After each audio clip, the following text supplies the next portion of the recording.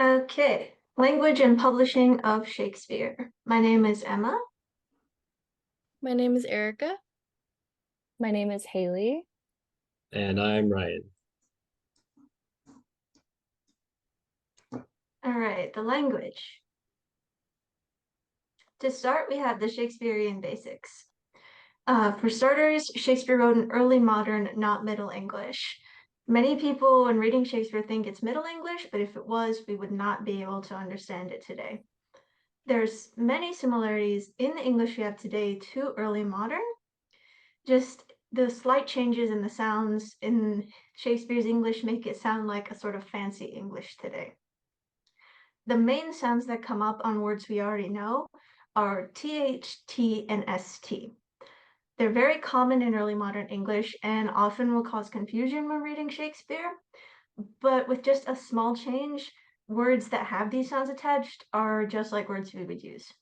Some examples are cometh becomes come, hath becomes has, canst becomes can't, and doth becomes does. This one is a chart of common words and phrases that are used in Shakespeare's writings. There's most likely going to be some references in the next slide about more in-depth words. So some of our literary examples, these all come from Midsummer Night Dream, Act 1. And first we have Aegeus, Act 1, Scene 1, line 5. This man hath my consent to marry her. Hath becomes has. Theseus, Act 1, Scene 1, line 90. For I, austerity and single life. I meaning yes. And Lysander, Act 1, Scene 1, lines 163 to 164. It's a bit long, so I will go after it afterwards with the corrected words. If thou lovest me then, steal forth thy father's house, for tomorrow night, and thou becomes you, loves becomes love or loves, depending on grammar. Steal in this context means to sneak out.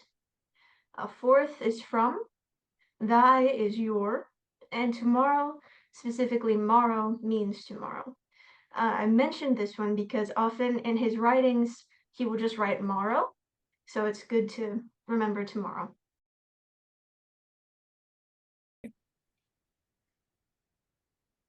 So Emma talked so beautifully and wonderfully about kind of the context of the words and how they're important to the Shakespearean kind of way that he would write. But I'm going to talk about kind of more of Shakespeare's influence on English language and how it impacts us as English majors or just as people today. So there's kind of four things. I'm not going to talk too much about syntax and grammar since we already kind of went through that with Emma. But I am going to be talking about vocabulary, idioms and phrases, and themes and characters, which are all like significant parts of Shakespeare's way of writing.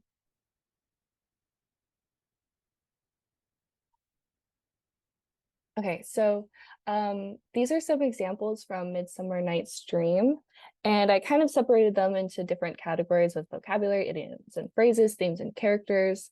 So in the vocabulary section, these are some examples of words that kind of Shakespeare like created himself or kind of like are known as like Shakespearean words. So nuptial, dispose, observance, observeth, and observant. And I use a specific example from the story that uses the word nuptial. In the beginning of the story, I think it's the first line, now fair Hippolyta, our nuptial hour. And then as she is mine, I may dispose of her. And dispose is kind of one of those Shakespearean words. And then to go on to idioms and phrases. So what I think is really beautiful reading Midsummer Night's Dream is like I think one of the first things that you kind of catch when you're reading is how like flowery the language is and how Shakespeare is really well known for using idioms and kind of metaphors and things like that to kind of give like a dreamy feel to his plays. So in this example, I think it's kind of like a really good example of that. So Lysander, who is Hermia's lover, he says, the course of true love never did run smooth. So the idiom is basically trying to say that true love is a cause to fight for, persuading Hermia to fight with him. And instead of being like, oh, you should go with me, like just the flowery language of like true love never did run smooth just makes it sound more dreamy. And then Lysander also goes on to say, swift as a shadow, short as any dream. In this context, he's kind of talking about how the fight will be short and then they can like go on and live happily ever after. And in terms of themes and characters, I think a lot of people know Shakespeare for his romance, but this one is more kind of a romance and a comedy. So there are a couple themes like love, conflict, and relationships that are really popular in Shakespearean text. And he's also really well known for two opposite traits juxtaposing each other. So, for example, in the beginning of the story, there's Theseus, who is the king, the ruler at the time, and he's trying to tell Hermia that you have to listen to your father and you can't be in love with that boy, Lysander, and you have to go with who your father wants. So it's kind of like opposite ends of the spectrum, like love versus control, or authority versus love, control versus freedom. And then later on in the story, it's like magic versus reality because they go into like fairyland and run away. And another specific example is Athens' law versus Hermia's love for Lysander. Next slide. And then to kind of sum up the impact of Shakespeare, Shakespeare on literature and theater, it's really profound, like hence the class that we're taking right now.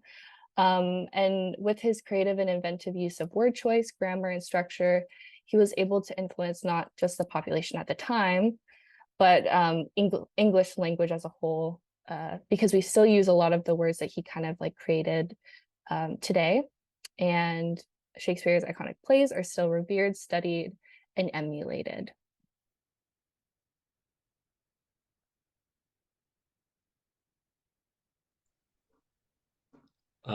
So I'm going to talk about the publishing of his work. So his work wasn't just significant in the from a purely artistic standpoint. It was also significant in that it contributed to a cultural shift in the way that literature was viewed in English society. Go ahead and go to the next slide. So the publishing of his work in his own day actually took place in the context of a few different factors. One was the public and cultural perspective, and the other was the perspective of the publishers and printers. For the first perspective, the perspective of the writers. So when you think of a book nowadays, what you think of is the author has their name like printed on the book. Sometimes it's really bold, especially if it's like a big name.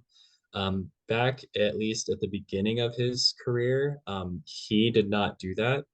And the reason for that is because theater texts in particular weren't considered serious like literary works. Shakespeare himself was actually part of a larger change in the shift of public perception. The first folio, which was published after his death, it marked like the significance of this shift. There were other writers that helped contribute to this, so like Ben Jonson, Christopher Marlowe, who wrote Volpone and Tamburlaine, respectively. And Christopher Marlowe is actually credited as a co-author by the Oxford University Press. He's credited as a co-author of three of Shakespeare's plays. These other works helped pave the way towards the this shift. And then the first folio, again, which was published after his death, kind of like marked like a stepping stone of, okay, this is where we're at now. Like this is actually a big thing. And then going to the next slide. The other perspective is from the perspective of the printers and publishers and the booksellers. So they were a really big component in popularizing the works, and I guess like the way that we understand like literature today, at least in the context of the cultural context of English society. They saw the opportunity to take advantage of the name recognition of Shakespeare, and they utilized that to help sell his playtexts. Um, and um, that's when you really start to see like the significance of, okay, this thing was published by this person, but it was written by like Shakespeare. That's where you start to see like his name appearing as really significant in terms of like literary works. And that's yeah. And then this is Ben Jonson on the left, and then a picture of what's supposedly Christopher Marlowe on the right, both taken from Encyclopedia Britannica. So, before Shakespeare's death, only 18 of Shakespeare's plays were printed. These plays appeared separately in editions in quartos and octos format.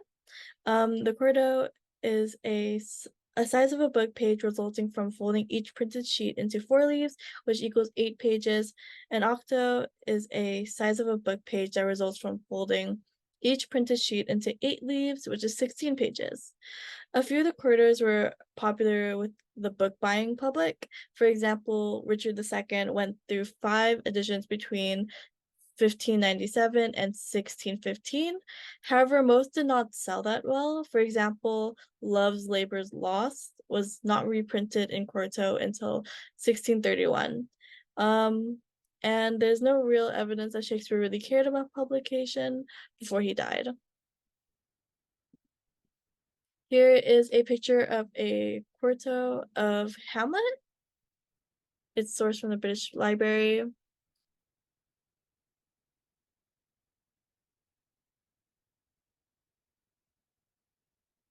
So after death, in 1623, 7 years after Shakespeare's death, Mr. William Shakespeare's Comedies, Histories, and Tragedies was published, and as Ryan has said before, it's also known as Shakespeare's First Folio. It's basically a single book with 36 of the 38 plays thought to have been written by Shakespeare. Included are 18 plays that have never been printed before. Plays were arranged in double columns on pages nearly 8 foot high. This page size is called a folio, and is basically sold for £1.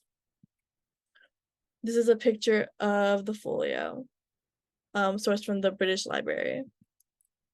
So, publishing controversies. In the preface of the first folio, 2 of Shakespeare's former fellow actors in The King's Men claim to have been the ones that collected the original copies of Shakespeare's plays, John Hemming and Henry Condell. Both disparaged the quartos, stating, "Before you were abused with divers stolen and stupendous copies, maimed and deformed by the frauds and stealth of injurious impostors." They called the folio the true original copies. However, some question the credibility of Hemming and Condell's statement on the folio's superiority. Out of the first 9 plays in the folio, 4 were reprinted from earlier quarto printings. 4 have been identified as printed from copies written in the hand of a professional scribe named Ralph Crane, and 1 was printed from a manuscript whose origin is unknown. So, modern editors have to choose whether to base their own editions upon the quartos or the folio. And these are references. Thank you so much for listening.